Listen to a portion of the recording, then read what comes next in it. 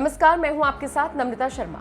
जब से अफगानिस्तान पर तालिबान ने कब्जा किया है उसके बाद से ऐसे ऐसे वीडियोस, ऐसी तस्वीरें सामने आ रही हैं जो देखने में बिल्कुल भयानक है, जो ये महसूस करवा रही हैं कि वहां का मंजर क्या है और अफगानियों पर इस वक्त क्या बीत रही है।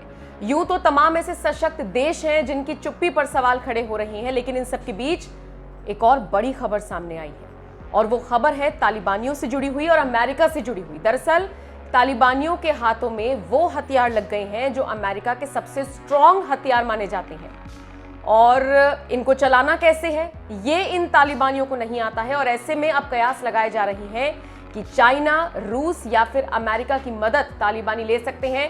हो सकता है पाकिस्तान की भी मदद ले ले कि इन हथियारों को चलाना कैसे है। और सबसे बड़ी बात, जो बाइडेन प्रशासन पर सवाल उठ रहे हैं, सरकार पर सवाल उठ रहे हैं कि ये हथियार तालिबानियों के पास पहुंचे तो पहुंचे कैसे।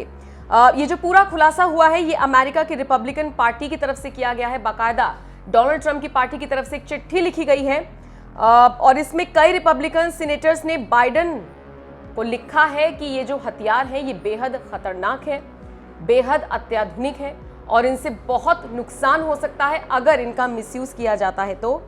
और साथ ही साथ ये भी सवाल उठाए गए हैं कि आखिर ये जो हथियार हैं ये तालिबानियों के पास पहुंचे कैसे।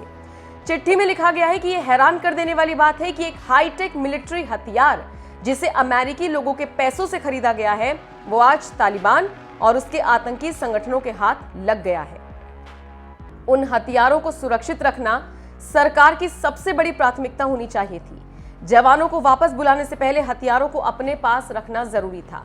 अब डोनाल्ड ट्रंप की पार्टी की तरफ से ये सवाल भी उठाए जा रहे हैं और साथ ही साथ तंज भी कसा जा रहा है कि अचानक से छोड़े गए हैं, गलती से ये हथियार वहां पर छोड़े गए हैं या फिर इसके पीछे भी कोई साजिश है। अब चूंकि तालिबानियों को अनपढ़ कहा जा रहा है, ये उनको अकल नहीं है कि उन हथियारों को चलाना कैसे है, ये इस तरह की खबरें सामने आ रही हैं।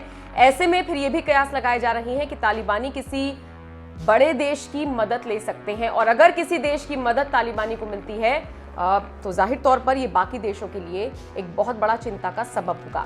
वैसे आपको बता दें, यूएन के जो 5 परमानेंट देश हैं उनमें से किसी ने भी अब तक अपनी चुप्पी नहीं तोड़ी है। किसी ने भी ये नहीं कहा है कि तालिबान का कब्जा अफगानिस्तान पर गलत है और इसीलिए शायद भारत भी अब चुप्पी साधे हुए बैठा है। हालांकि इतना जरूर है कि भारत में जो बॉलीवुड स्टार्स रह रही हैं, तमाम बड़ी हस्तियां हैं, वो अपनी अपनी राय इस पूरे मुद्दे पर रख रही हैं। खैर, हथियार तालिबानियों तक पहुंचे कैसे और इनका इस्तेमाल अब वो कैसे करेंगे ये देखना होगा। जो भी अपडेट इस पूरे खबर पर आती रहेगी आप तक पहुंचाते रहेंगे।